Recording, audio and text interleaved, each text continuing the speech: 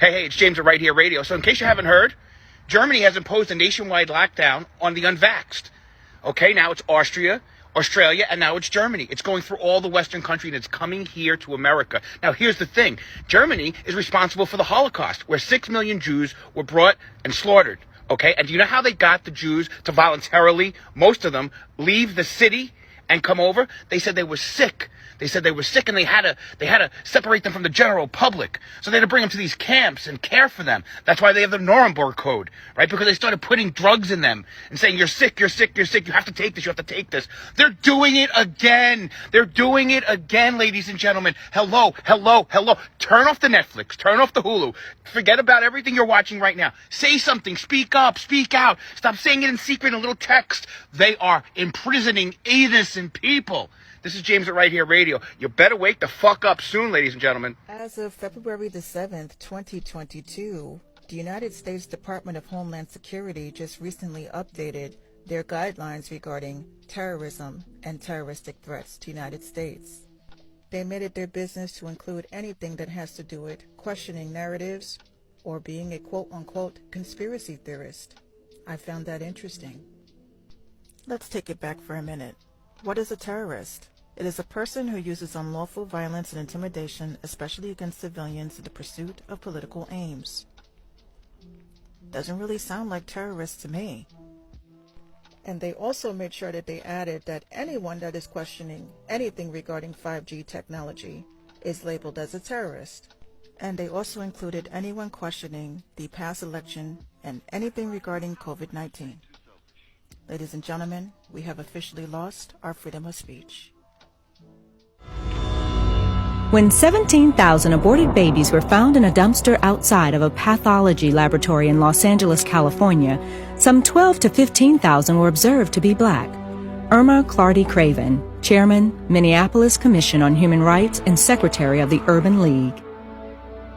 To understand what the agenda was behind the legalization of abortion, all you need to do is look at the statistics from the U.S. government. Studies from the CDC show that prior to the legalization of abortion, approximately 80% of all illegal abortions were done on white women. One study in New York even found that white women had 5 times as many abortions as black women. But at the moment abortion became legal, that began to reverse. And that's why the legalization of abortion was so crucial for the eugenics movement. Legalization created the ability to market abortion. People say it's hard to believe that the moon landings were faked. I say it's hard to believe that they were real.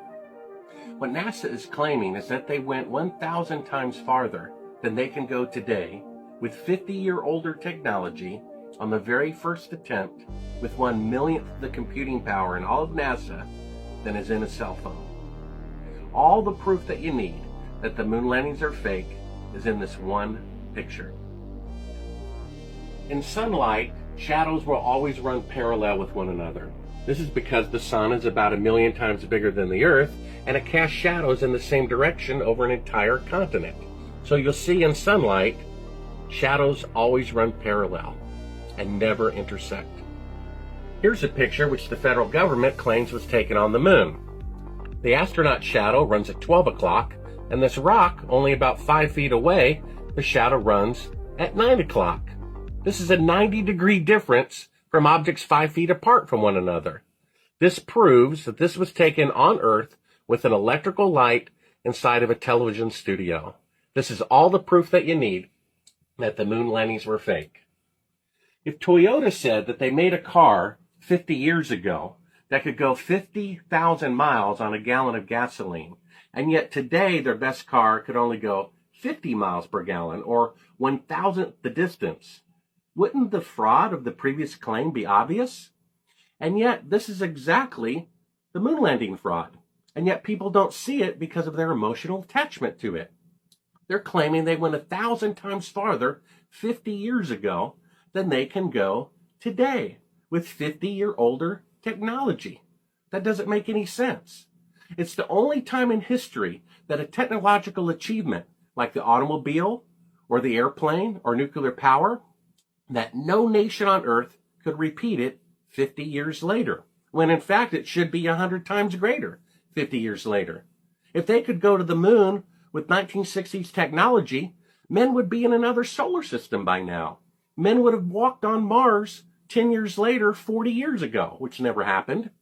And there would be bases on the moon there today, of which there are none. It's the only time in the history of the world that technology that cost $175 billion was deliberately destroyed afterwards.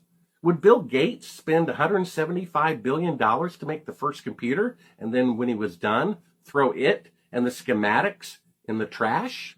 But that's what NASA claims that they did.